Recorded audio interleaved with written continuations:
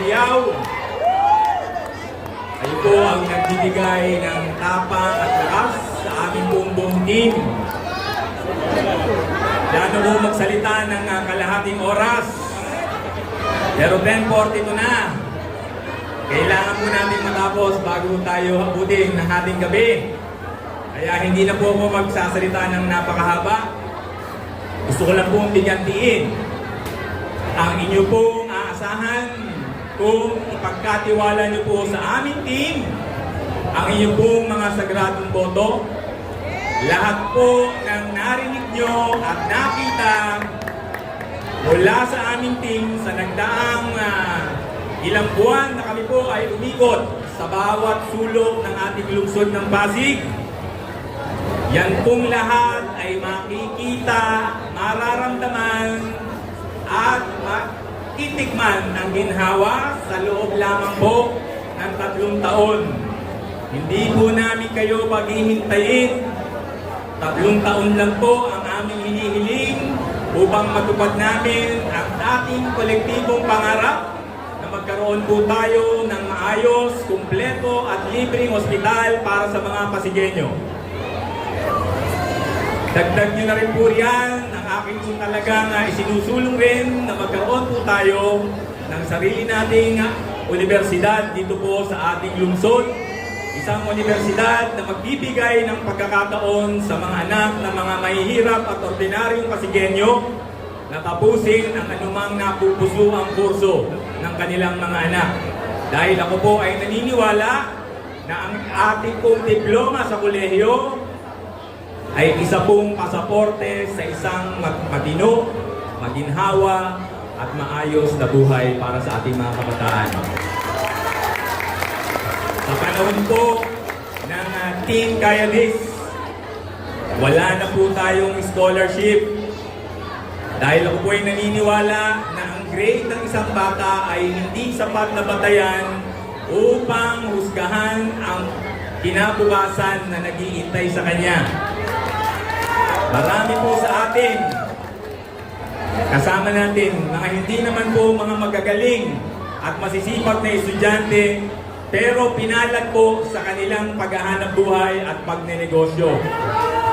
Yun po ang gusto nating makita sa Pasig. Bigyan natin ng pagkakataon ang lahat na makaangat mula sa kahirapan. At syempre po, ang magkaroon po tayo ng maayos na babahay sa loob ng ating mahal na lungsod ng Pasig. At syempre po, bilang pagtatapos, kung ako po ang magiging congressman, ang aking pong commitment sa lahat po ng Pasigenyo na nakikinig at narito po ngayong gabi at sa mga nakasubaybay sa kanilang mga tahanan, sa unang taon pa lamang po ng aking termino, gagawin na po natin. Matagal na pong ipinangako sa mga taga-Pasig, ngunit hindi tinupad.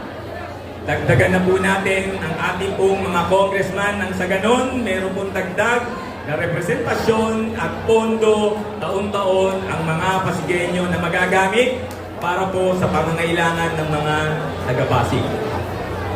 At syempre po, kung ako magiging congressman, hindi nyo lang po ako representante, ako po ay magsisilbing abogado, lalo na kung kayo po ay nakakaranas ng pang-aapi.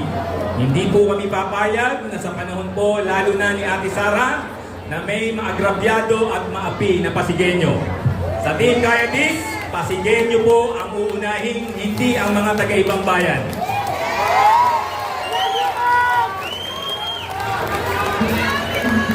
So muli po, ito po ang inyong kakampi, Atty. Ayan Sia, na lumalapit at nakikiusap na ibigay niyo po ang inyong sagradong boto sa inyo pong lingkod bilang congressman sa akin pong inilalaban na Mayora, Ate Sara, sa ating pong kaibigan na subukan na at mahusay na naglilingkod sa mga Pasigenyo na may pagmamahal, Vice Iyo Carucho, at ang aking pong mga kasama sa Distrito 1 na magsisilbing mga tanglaw at bantay sa mga problema ng Pasigenyo sa Distrito 1.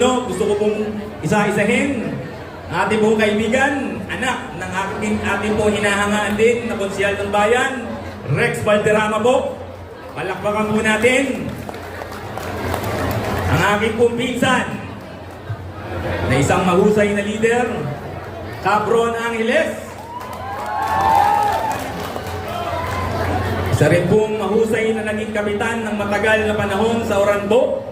At nakita ko po kung ano po ang kanyang kayang gawin at talaga namang dapat bigyan ng pagkakataong maging konsihal ng ating mahal na lungsod na Pasig, Konsihal Richie Buwa. Ang akin pong matagal ng kaibigan, kasama ko na sa ibang laban, walang iwanan, bitbitin po natin ang buong buo, Cap Jess Gabiola ng Kalawaan. At syempre po, isa rin pong magandang lalaking abogado, lamang lang po sa akin ng isang paligo, at atin pong nakatulong sa laban na to. Pagtiwalaan po natin, Attorney Tantan Ambrosio Reyes.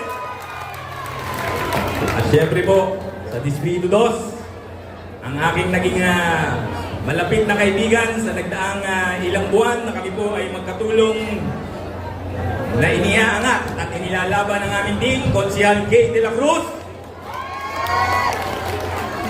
Ang action man ng manggahan, mukhang seryoso pero komedyante sa totoong buhay, Konsihal Steve de Asis. Ang senior na pero mukhang hindi senior at gusto pa rin magsilbi sa ating mga taga-Pasig. Bigyan ulit natin ng pagkakataon, Konsihal Willie Sichar. Ang akin pong naging katunggali ng nakaraang eleksyon, pero ngayon po ay magkasama kaming lumalaban para sa interes ng mga taga-Pasig, Konsihal Junjun Concepcion. At siyempre po, ang naging isang bulaklak sa aming pong team na sinasabi hindi taga-Pasig, ako na po ang magpapatunay na kaharap ko po ang nanay ni Konsihala. Dati po siya ang ating Mutya ng Pasig.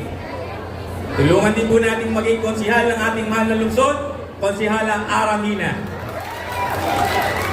Hindi po dito natatapos ang ating laban. Lunes, magkita-kita po tayong lahat sa ating mga presinto.